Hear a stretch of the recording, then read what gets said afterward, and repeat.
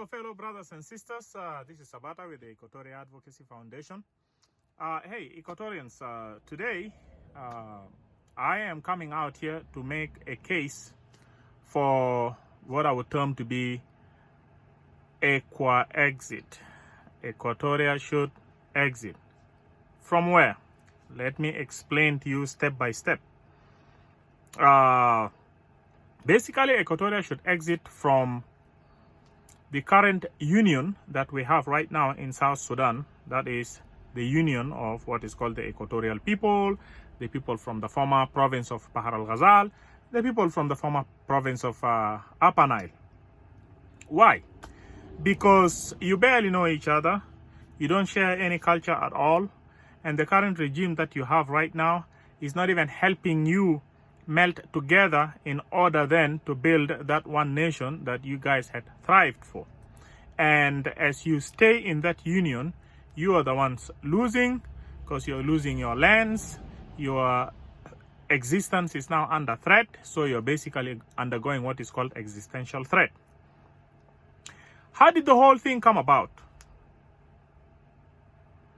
Brothers and sisters, let me build for you the case that you actually don't know each other.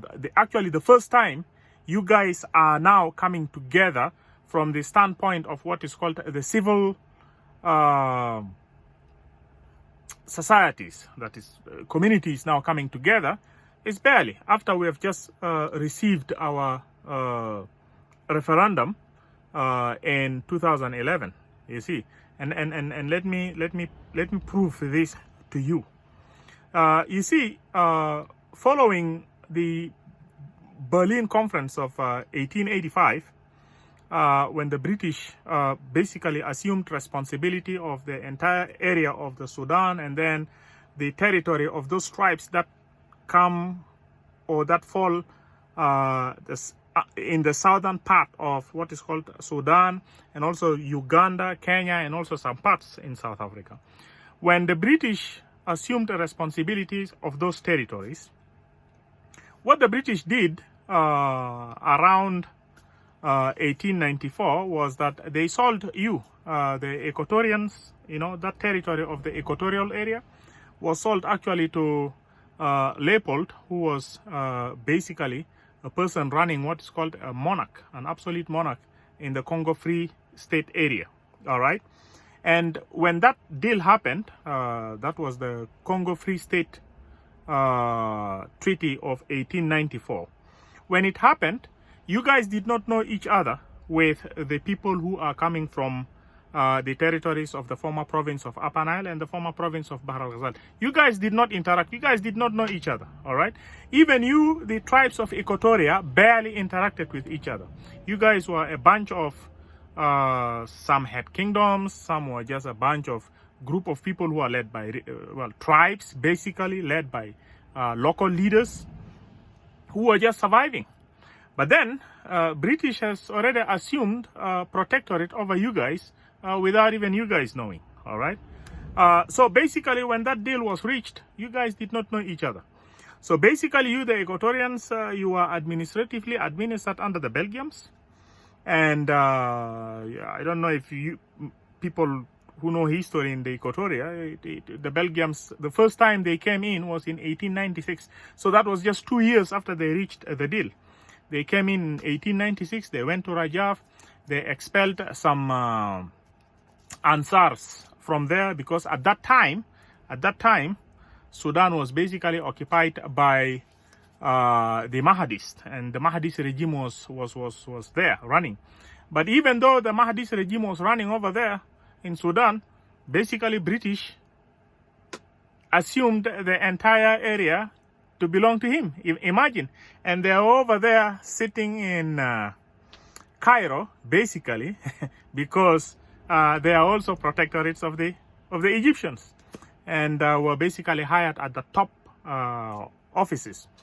Now, they didn't care much about coming again to the issues or affairs of Sudan until only when the French showed interest in Sudan, and the French came in and were trying to occupy the Sudan and to take it over from the Mahadis, it was only at that time then the British said, oh, no, we are coming in, that's our territory. And when the French said, no, we don't see you over here, we're only seeing the Mahadis, then the British said, no, it is our territory, we have that place, it has been given to us during the Berlin Conference, we have to honor that deal. But the French came anyways, and British decided to send Kitchener, who was basically in Cairo at the time, came in with some soldiers, followed the Nile, and basically stopped the French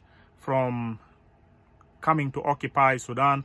So the French had to leave, and Kitchener got instructions from the Queen to end the Mahadis regime in Sudan.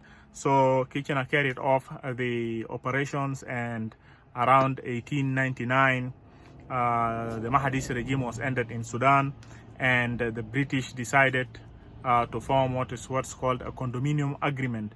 That is British and the Egyptian. Remember, British are protectorates of the Egyptians, and they did that with the Egyptians because when the Mahadis took over control of Sudan, it used to be the Egyptians who were there actually, together with the Turks. All right, so basically they did that together with the Egyptians, condominium rule in Sudan. But then you got to remember that you guys have not met yet with the tribes of the people of Bahr al-Ghazal and the people of Upper Nile. And when I say you have not met yet, that is, you have not blended together as one people. So this agreement that was signed between the British and Leopold stated, there is a provision that stated that if Leopold dies, then the administration of the area will be reverted back to the British. So Leopold died in 1910, and the administration of the area was reverted back to the British in 1910. At that time, the British were already running what is called the condominium rule over Sudan. And now, in Sudan, remember, the territories that are in the southern part of Sudan at that time is known to be the former province of Bahr al-Ghazal and the people of the former province of Upper Nile. They also pledged allegiance to who? To the Egyptians and to the British.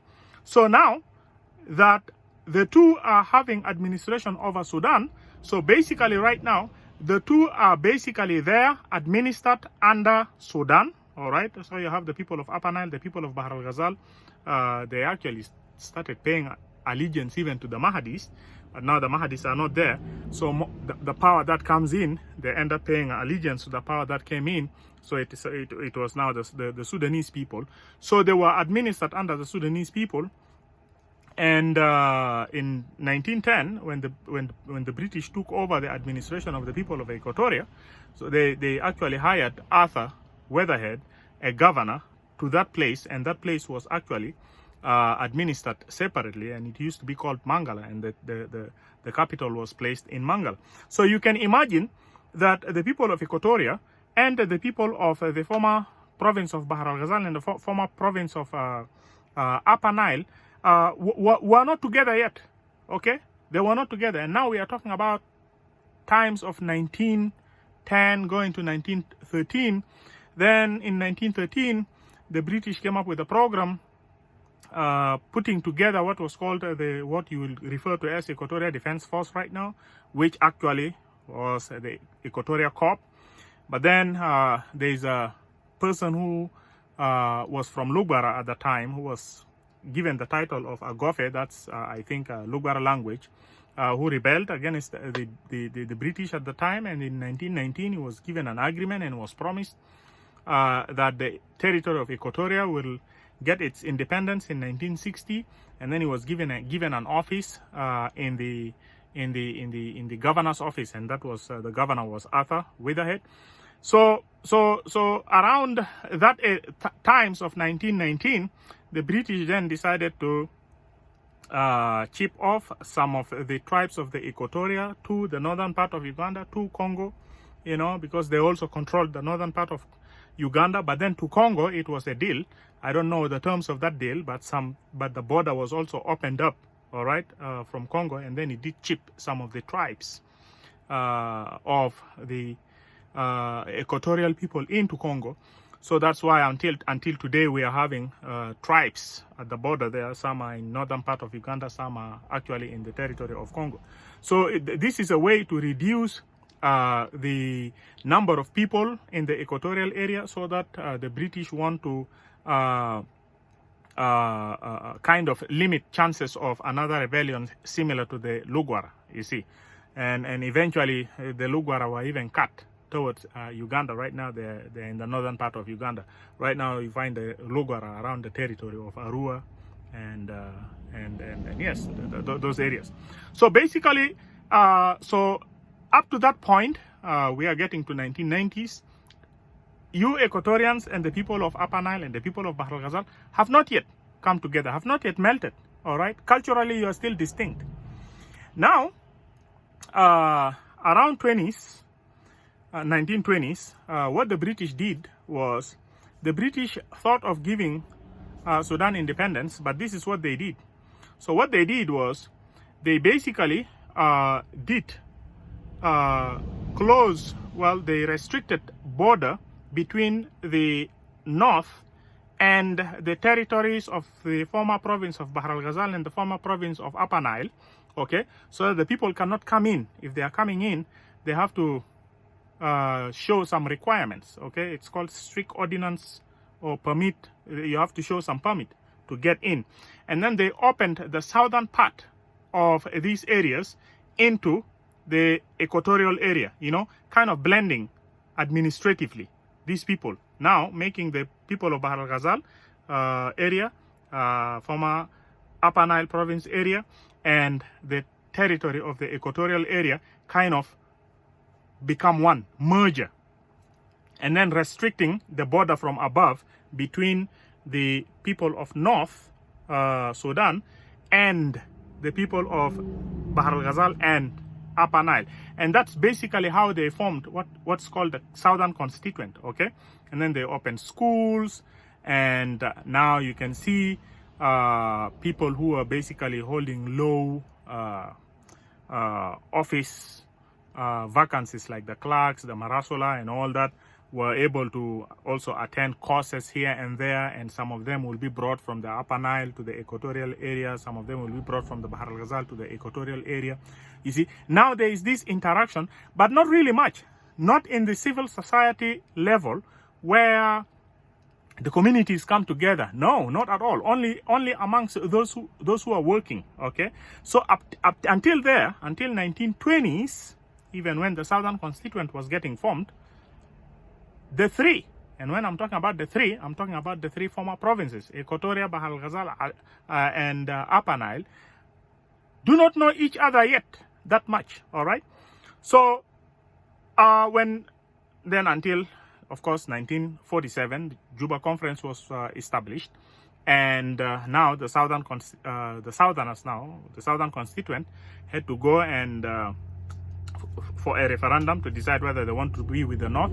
But the result of the referendum was orchestrated, because there have been some series of meetings that were happening in Cairo between the British and the Egyptians, to make sure that and also the Northerners, to make sure that the result comes out to be unity. This is because the British didn't want to leave the Southerners by themselves, because at that time the Southerners did not have a strong economic base, and that will compel the British, even after giving independence to Southerners, will eventually have to take care of the Southerners as far as economy, you know, strengthen these people. So they felt they should just leave them attached to the Northerners, and the Northerners at that time were already well established as far as economy is concerned, and the Northerners will be able to take care of the Southerners economically. And basically that happened, and that is how we ended up with the Northerners. Now you can imagine, until that time we do not know each other much, all right, until 1950s. Well, of course 1956 the independence was given, and already around that time the Anyanya were taking off to the bush, and then in 1972 when the government of regional autonomy was given. At that time, basically, again, the civil societies or the communities did not interact with themselves much. The people who were coming from Upper Nile and the people who were coming from Bahar al-Ghazal, who were in Juba at the time, were basically officers, or at least civil servants. All right, and those who were in ministerial position or in parliamentary position, because all those officers were there in Juba. But then, when there had been some influx of now people coming in particular from Bahar al-Ghazal and from Bor, then the policy of decentralization was introduced, and that was the Kokora, and so again, the Dinka had to leave, and the people of Dinka from Bahar al-Ghazal had to leave, the Dinka from Bor had to leave, and the Nuers also had to leave, and basically most of them were officers. All right, but the civil societies, the communities themselves, did not blend, did not come together to know each other. All right, to start developing what is called a unified culture. All right, and then as soon as that happened, well, then 1983, government of regional autonomy was broken down. Then the SPLM war broke up, and when the SPLM war broke up, the interactions that the people of Equatoria and the people of former Bahar al-Ghazal and former Upper Nile had at the time was only during the war. All right, and they were having a common enemy. They were fighting the Northerners, and they looked at themselves as comrades. Right? They looked at themselves as people who are fighting alongside, and they upheld themselves as one, as Southerners, until the referendum happened around 9th of January 2011, and the result came out. The country South Sudan was born. Right? Now, when the country was born, now that the country was born in 2011, now this is pretty much the first time the people of Equatoria and the people of Bahar al-Ghazal and the people of Upper Nile, I've always referred to these tribes in these three former provinces. This is the first time now these people are coming together, merging. All right, but in this merger, what we are seeing is basically conflict of culture. Seriously, they are not able to melt. They are not able to form what is called shared values. All right, and we are having lack of institutions from the governing structures. All right, to help put a platform where we could have associated with each other in a way. If there are some atrocities, the government will come in and try to adjudicate justice and all these kind of things. But it's missing. The state does not have those institutions. In any case, the state is even exacerbating such kind of tribal resentfulness, you see, by having most of their security personnel from a particular tribe, and they carry abuse on people of the equatorial. So basically the point I'm trying to make here, fellow brothers and sisters, Equatoria, is you might have realized all this time you have not opened up to each other. So now you are basically strangers to each other. All right. So the fallacy of one people, one nation does not exist. There is no chance that we are going to be one nation, given the fact that we are culturally distinct from each other. But in the equatorial area, we are able to basically come together and basically establish some values here and there that basically needs us as Equatorians. And even this Arabic Juba, I think it should be called Arabic Equatoria. I think it's best when we call it Arabic Equatoria, you see. This, and it's a language that we are comfortable using, you know, and that brings us together, you know. And it's high time that we should basically exit, because there is no chance that we are going to melt with the other guys. There is no chance. There's going to be no nation. In any case, there's going to be a situation where we are going to continuously lose our lands. We are going to continuously suffer aggression from the security personnel that are predominantly from these guys. So at this time, most of the Equatorians will pretty much just go and settle in Uganda and Congo, you know, and will eventually end up leaving a place that God has created for us, you see. And what are we leaving for our descendants? Almost nothing, all right?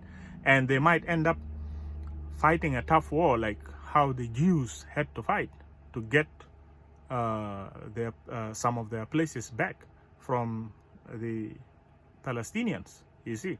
So we shouldn't burden our descendants with that. Our ancestors did not,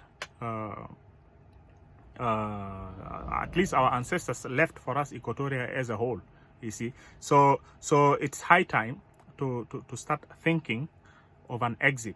The first thing we should do as Equatorians is now to think of exiting. Let's just go back, all right? Let's go to our original form, the Equatoria that had existed all this time before it was basically before the Southern Constituent was formed, before the former Bahr el Ghazal province and the former Upper Nile province was merged into us. All right, let's exit. Let's maintain that Equatoria.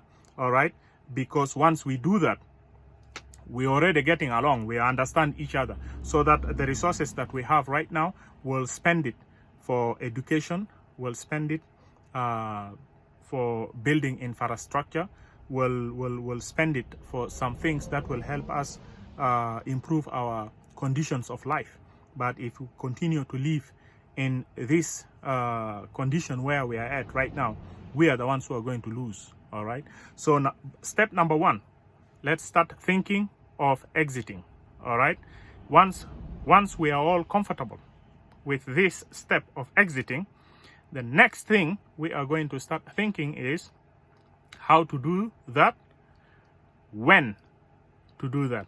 But the first is to feel comfortable with what is called exit. Then we'll develop a strategy to exit. Then we'll eventually decide when and how to exit. First, let's think exit. Exit, exit, exit. Fellow Equatorians, exit. Thank you very much. God bless you.